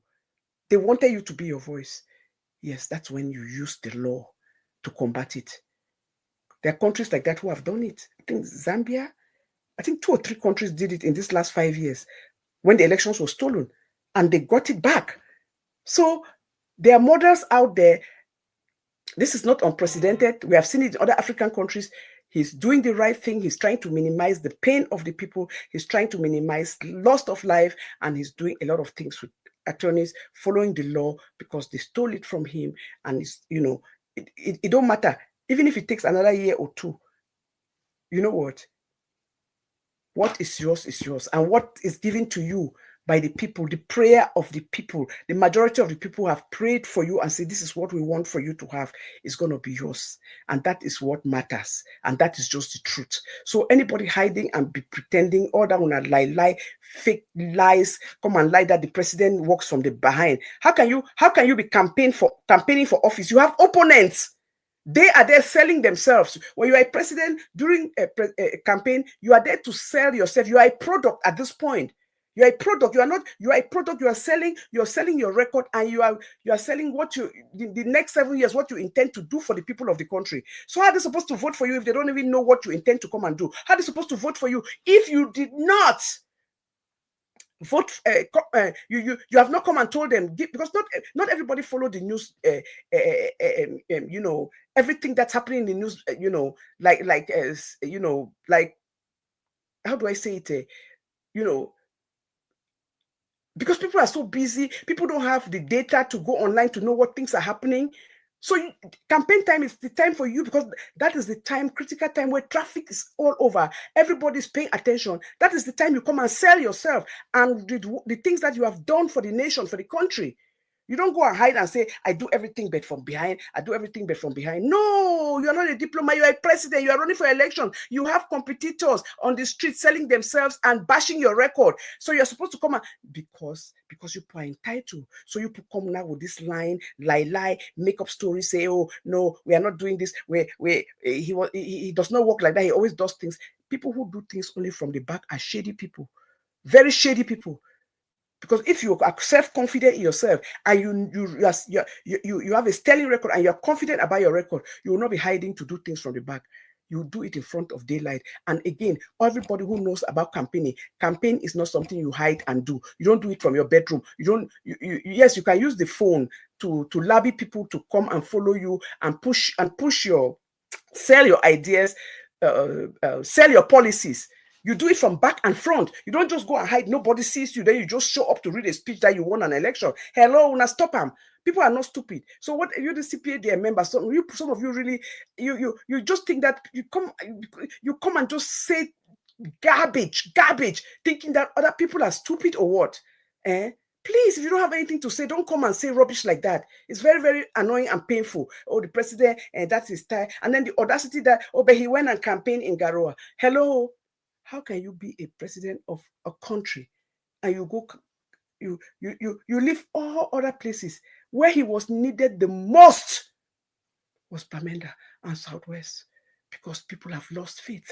Children are not going to school. You're supposed to come there and reassure the community, reassure the people, reassure the children that I have your back. Mistakes have been made, but I'm coming back now. Vote for me, bring me back in so that I can fix these things that were broken, that some of them I was not aware. I'm sorry. I promise you, that is what you do. You don't go and hide, and then you just come, you say, the audacity is to call only one place and only for Garoa go campaign.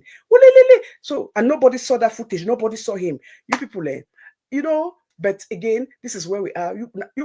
When people, that's why I say, when you lie, you keep saying more lies and turning yourself in the mud, But the fact is that it was stolen. It is a shadow presidency. It is a shadow win. It was all based on lies. And guess what?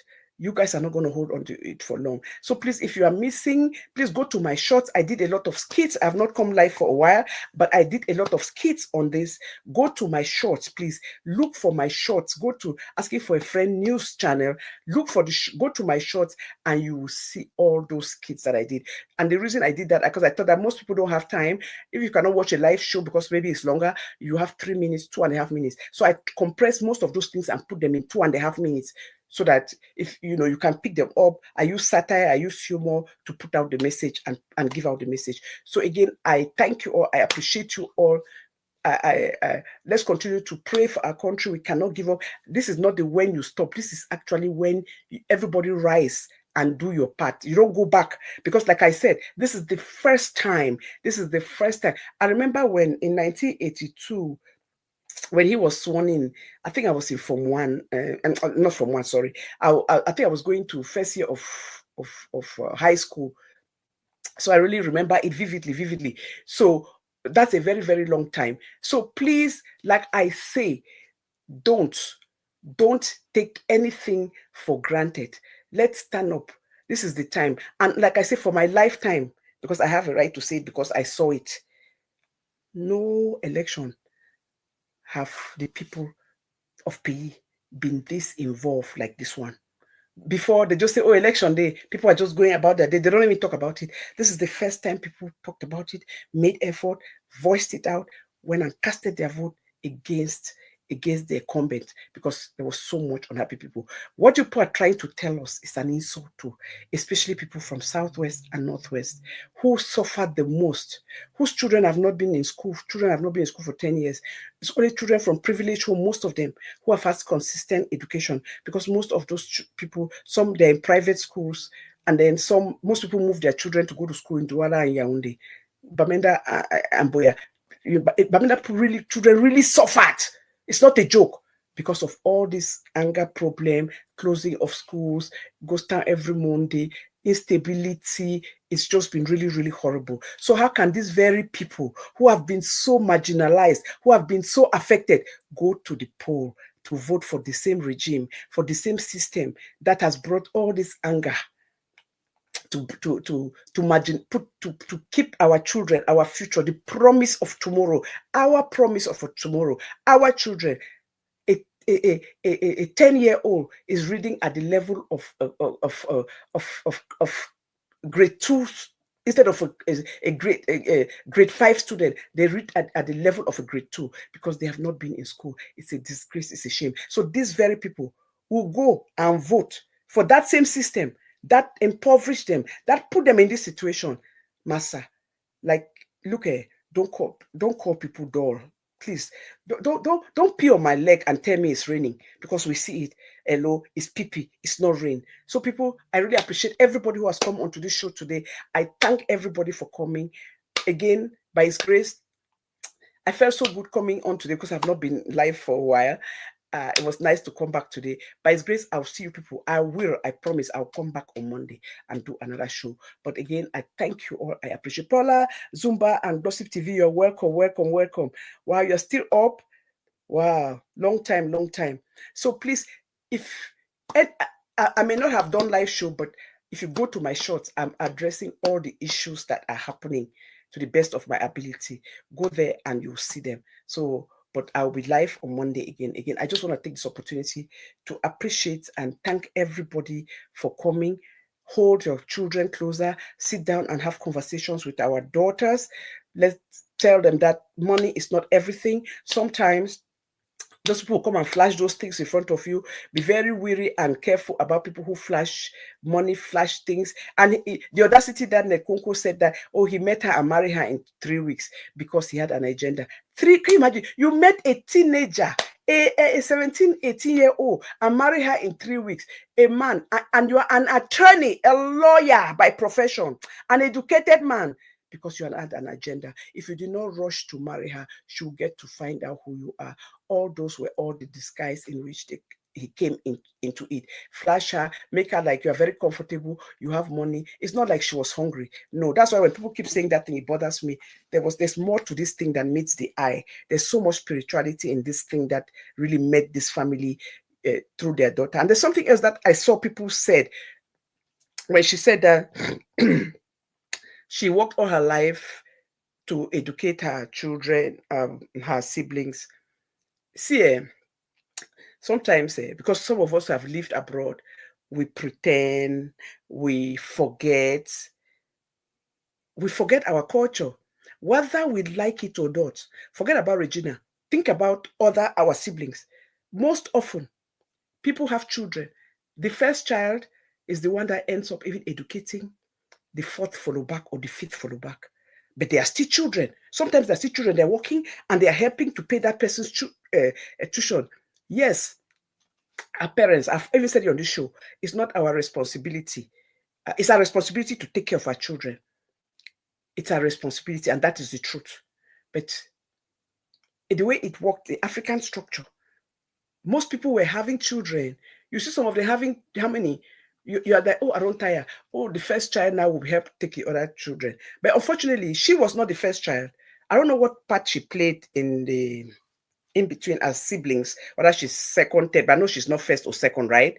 Okay, or maybe it looked like Naibi last speaking. So God gave her that thing where she was working and money was flowing. So I don't think when she said that I was working and taking care of this thing, you people should not beat up on them or beat up on her. First of all, we don't have a system like they have here abroad, where you have child star, they're all locked in. Lawyers come in, they sign off, her paycheck goes directly into her account, where she don't even go in there. Her parents don't go in there, because as much as she's making all the money, it's still your parents that's supposed to be taking care of you. So that's why those monies are locked in until she turns 18. The parents is still their responsibility to take care of your child, whether she's a star or she's not a star. We don't have all those things locked in Africa. We don't have those prisms to protect child stars, children when they are working as child stars and all those things. So it is just been normal. Show me one other family that would have had this opportunity, that, and plus their parents separated. The mother was the one struggling for all the children. That you have one child that this money was coming to, that you would not have used it to help the other children. So please, let's just stop all this talk. Let's be practical in the how we assess things. Just because we've come abroad does not mean that we'll miss those fine lines. We don't have those things in place. And even if we do, even till now in Africa, if most people, if you have a child who has a talent that is bringing money, even the child will be like, "Mommy, Daddy, help this person. Let's help him, my brother's tuition." You will not want your brother, you are thriving, you are doing well, and your brother is home and their tuition was not paid because the parents, people are living in abject poverty. People are living, they are struggling, they don't have the money. You understand? But that money is sitting there. So let's not just pretend as if, let's just be practical. You understand? As much as it's our responsibility to take care of our children, Africa is not set up like here. It's just the fact, and that is just the truth. So, guys, this is where I end up today. This is where I leave you people. I appreciate you people. Again, I said, anybody, please, you want to look at my babies here. That's Mini Afaf. Mini Afaf come in. We have our baby Mini Afaf. We have our toddler Mini Afaf. We have our teenager Mini Afaf. Okay, baby, all of them are under 10. Sorry, under 10. All of them. There's no teenage Mini Afaf yet. But as time is going, years are growing. They are going to be growing. So we don't have any Mini Afaf that's above 10. Yes, 7, 8, 9. So we have them, and you see them. Anybody who follows me, you go on my shorts, you see Mini Afafs, they are talking. Now you see Mini Afaf has a brother, and his name is Chris with a double K. So her brother is there now to assist her with the load. So they are doing it, they are working. So please, like I said, if you go, anybody who missed this show, go watch it from the beginning. Anybody who want to sign up so you can learn how, like I said, because of the way media is, I understand the media. I'm not doing a group class. It's one-on-one. So if you want it, reach out to me. We are doing it just me and you, one-on-one, because I don't want, if I have to do group, then people's names and information will be in the system. The other person is speaking somebody's information. Me, I believe in protecting everybody's identity.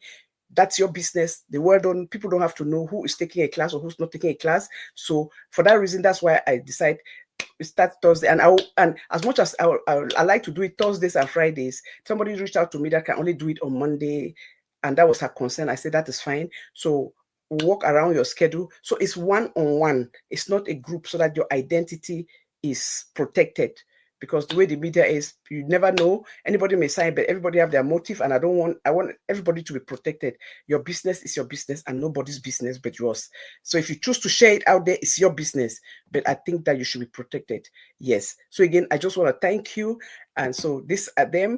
And I take time, like I told you people, you see the shots that I do, take sometimes 10 hours, 12 hours to get all of them detailedly, dress them up, design their clothing.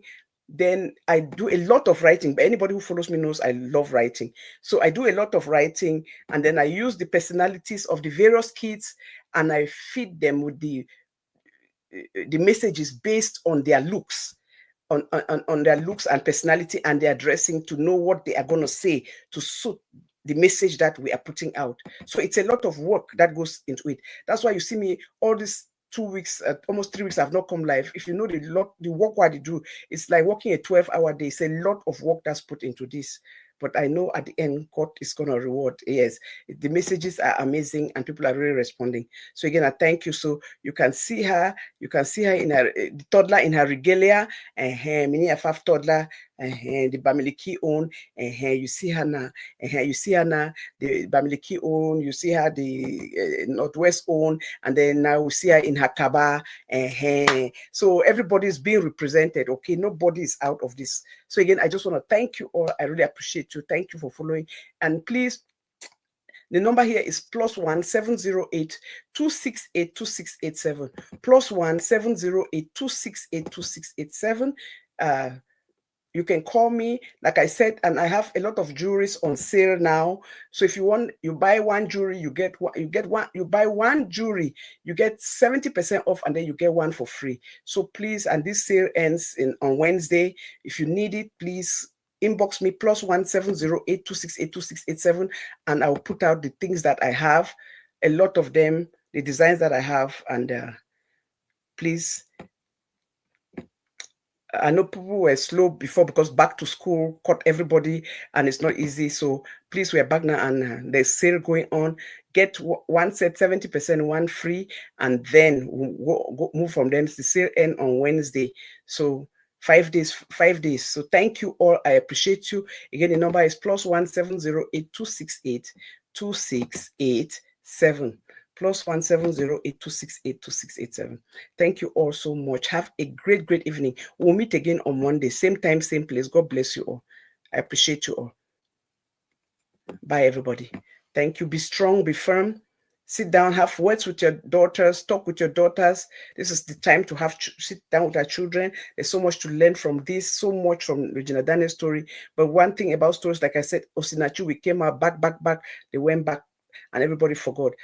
Nothing changed in Nigeria when it comes to custody of children and abuse. It's like, and why is that? Because the men are on the table, the women are not being represented in the boardroom. You cannot be talking about me and having concern about me, and I am not there to speak for myself or to tell you what I'm going through or to put the things that matters to me. Oh, sorry. So if I'm not there, how am I going to be represented? And that is the backlash that all of us are facing right now. It's very, very important that if you're talking about us, we should be part of it. Please. Let's, there's a global petition going on right now about that. People signing up, men too can sign up, please, because they need at least 10,000, I think, is it 100,000 signatures? I'll check that number where then I'll tell people on my next show where they need that, no peace without women. And that is the truth. There cannot be no peace in the world without women. So women have to be on the boardroom, in the newsroom, in every room, and in every table, because you cannot be making a decision about us and we are not present to speak for ourselves. Miss Vibrant here said, we are sending love and support to Regina, who made the courageous decision to leave. God bless you, Miss Vibrant. That's what I just said. I said, no matter what you say about this little girl, there are women who are 30, 35, 40 in very abusive marriages and do not have the courage to do what this little girl did. So to me, she's a vision for hope. To me, we will not see it now, but later, you people come to celebrate and acknowledge her, because what she has done, there are a lot of women who go into their marriage, they're in depressed marriages for 30 years, 40 years, in the same situation, but they're afraid what people will say. They're ashamed because you come out, you give a different vision to the world, how happy you look. She said something that was poignant. He said, people are telling me, oh, I am here, I'm out here. Why was I pretending that I was happy? Then she said something, and it stood with me for a little girl to say that. He said, if I had come out and tell you people the problems I was going through, look at now, I'm telling you people are insulting me. You people would have even insulted me more. And that is the truth. And that is why people don't come out to tell you that what they're going through, because they will come out and when they tell you, you instead mock at them. Even a friend who will call you in private to tell you their problem they're going through in private, What do? You hang up that phone. Then you mock at them by calling somebody else to laugh at their problem. That is the kind of world we are in. And that is just the truth. So whether you like it or not, she has set a standard. She refused to become an Osinachi. She refused to become a statistic. And that is extremely, extremely important. But because of the pain, she almost slept when she said, maybe I should go back for my... Don't go back, my dear. You end up in a body bag, and that is the truth. So what she has done, there are women who have stayed. I remember you see a man will, people will go on, what are you complaining about? My mother never complained. My mother went through a marriage. Yes, and that is why your mother died of depression. That is why your mother is such an unhappy woman. That is why your mother does not want even you and your wife to have peace in her own marriage, in your own marriage, because your mother thinks that because her marriage, she took it without complaining. Your wife must take it. So be careful the things that you are saying. Be careful. So what this kid have done, a lot of women have died because of it. A lot of women have had depression. A lot of mothers even had depression because at that time, depression was not diagnosed. Most of these women died. People were thinking that, oh, wait to kill mommy, wait to kill mommy. Now, depression of marriage, the pain, they could not speak, they could not talk. But they go to bed, they are crying, water they run down their eye. They wake up in the morning, go to the market, come back, still cook for that very man who just came from abusing her the night before. Maybe RAPED her, raped her, you're cooking for your abuser. In the name of Nama picking their papa, oh, what would the world say? So we have to applaud her. Instead of insulting her, we should be applauding her because she has done what our mothers, our grandmas could not do. This kid has done it. It takes a lot of courage. And what I applaud her for, whether you like it or not, she came and went and bought a house. It means as young as she is, she's very smart. She was saving for rainy days. Don't be that woman that because there are a lot of women who go and marry this very rich man, because the money is flowing, you just take it, you use the chop and like granite, you don't care. You did not save for rainy days. Learn that from her. She did. So again, people, I really appreciate you all, and I appreciate you. I thank you. Please remember, we have to put ourselves on the table if we want to be remembered globally. It's not a joke. We have to be. Please, if you missed this show, go and watch it from the beginning and you will really enjoy it, because I touched a lot of topic. I touched polygamy, I touched early marriage, and I touched on abuse. Okay, so please, and if you watch it, share it. It's very, very important. Okay, so please, any decisions that is made about peace and security are made behind closed doors, and too often women are not there. Humanity is paying the price. For almost 25 years, the United Nations Security Council's resolution of 1325, yes, has said that women must be at the table in peace and security decisions. So please, but promises without actions cannot hold. We have to enforce it. We have to put it on the table, but it's our responsibility as women to continue talking about these things, to remember the words, that they cannot forget us. If we don't talk about ourselves, if we don't put ourselves out there, they'll keep abusing us, keep forgetting us, and keep dumping us, and keep taking our children in the process from us. I hear some people say, somebody wrote, oh, may just go now. The picking that will grow can't find me. May just go. You put think it's easy to just leave your children and go and say, how many children? You put think that having children is just to birth them. It's not about birthing them. It's not about birthing them. It's about bonding. It's about bonding. Do you know what? You want to take away that bonding from a mother and a child, especially a boy child and their mother, then they'll end up being the same kind of father like you. Because how are they going to learn how to love a woman who's going to be their first love, their mommy?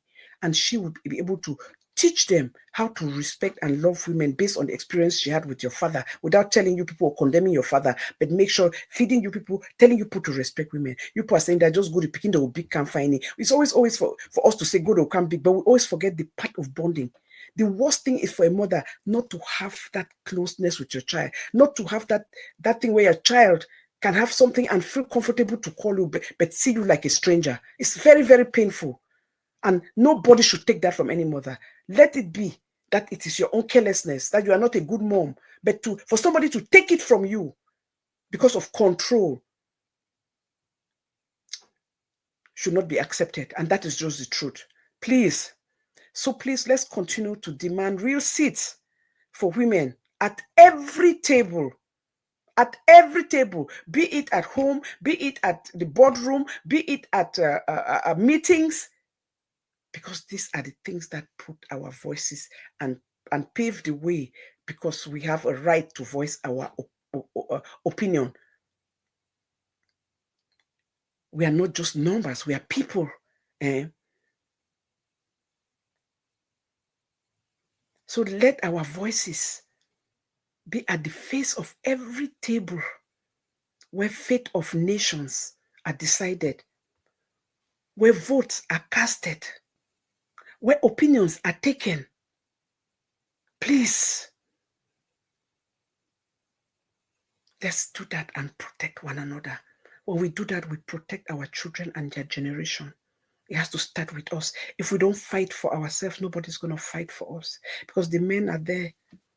As much as we take care of them, brought them in this world, they're focusing on their agenda.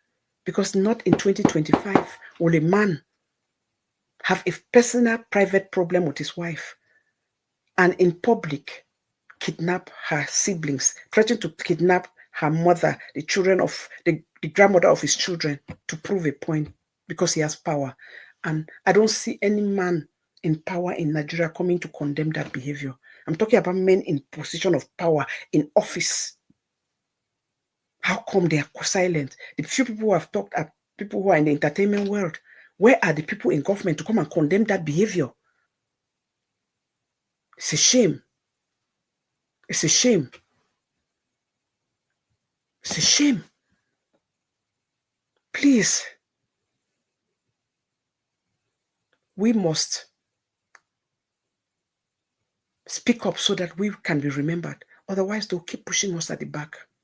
And don't feel guilty. Don't feel like you're being pompous. It's our right. It's a human right. It's not a favor. We are tired of being, blindsided, abused, our children taken from us because a man has the power. How can a man have more power over their children when it was two chromosomes that made up those children? That is not fair to the children. You are being wicked to your children to not want their mother to be part of their lives, or to not want their father. Most of the women don't even have that problem. It's mostly when in Nigeria, that law is horrible. We've seen it, and that's how Otinachi ended up in a body bag, because she was afraid, knowing that the system did not favor her. She quarreled inside an abusive marriage. And who suffered? Her children. They lost both sides, lost their father, lost their mother. Because the government till now in Nigeria has not done anything to change it. We went through the Edochis. Till now, May has asked for divorce. They have not granted her divorce. They are holding her hostage. And you see how she's being treated, disrespected, but they refused to grant her. Normally, it's supposed to be 2 years. So, okay, 2 years is enough time to give people. Maybe they'll change their mind. Would it go into almost 4 years? And you people are still there, holding her hostage. It's unfair. It's not right. Meanwhile, the man is there living his life, having already made 3 children, showing the world that he has moved on. But you're holding her hostage. Massa, it's not right. It's very unfair. It's torture. And here we are again. And then worst of all, somebody that's in government. Until you people in government come out now and start speaking, tell him what he's doing is wrong. You people have to have the ball to be able to stand up and speak up for women. You people have children. You people have wives at home. Stop letting your balls rule you. Where's the heart? Where's the compassion? Where's emotion? Where's the humanity? Enough is enough. Is enough. This is where I end the show for today. I thank everybody for coming. Thank you. You could be anywhere else, but you chose to be here. I don't take it for granted. I'll catch you. I'll see you people again on on Monday. Please put Regina and her family in your prayers. And I know that what God cannot do, does not exist. And nobody can come out and be this wicked and mean to human beings, want a whole human beings, commit a crime in broad daylight, and you think that you can deceive man, you will not deceive God. The time is coming. You, this husband of us that I'm not going to call your name, you pay for this dearly. You are very wicked. And let me tell you, God will not even give you the opportunity to raise those boys. That's all I'm telling you. You want to do that to them, to threaten their grandma, take their uncle and lock them up, to use that strategy to bring their mother so you can continue abusing her and using her like your ego trip. You have 5 other wives. Why are you so bent on her? All the other wives that ran, why were you not on the media looking for them? Why is it only her? Why? Does she hold the spirituality to your life? Why only her? There are women who have left you are not on the street fighting and locking up their relatives. Why her? That's the question you should be asking. I leave you with that tonight as I leave. Have a great evening, everybody. Goodbye. Love you all. Bye-bye. And there's one thing before I close, before I go, just one more thing, please. As you go tonight, remember this, please. Living an abusive marriage is not a sign of weakness. It is the highest form of self-respect. Violence does not correct itself, and love cannot grow where fear lives. Returning to your abuser only repeats the cycle, knowing fully well that he has not gone to seek help, knowing fully well that it's kolo, knowing fully well that he has not seek no help, pointing his fingers to everybody else but himself. Please don't go back. You deserve safety. You deserve dignity. You deserve peace. And a life where your voice is not silenced, where your body is not harmed, where your body is nobody's experiment, where your body is nobody's punchback, and where your spirit is not broken. Regina, remember this. If one thing you should know as I close this show, your future is worth protecting because you still have a lot to offer the world, my daughter. Have a good night. Thank you all. Bye-bye.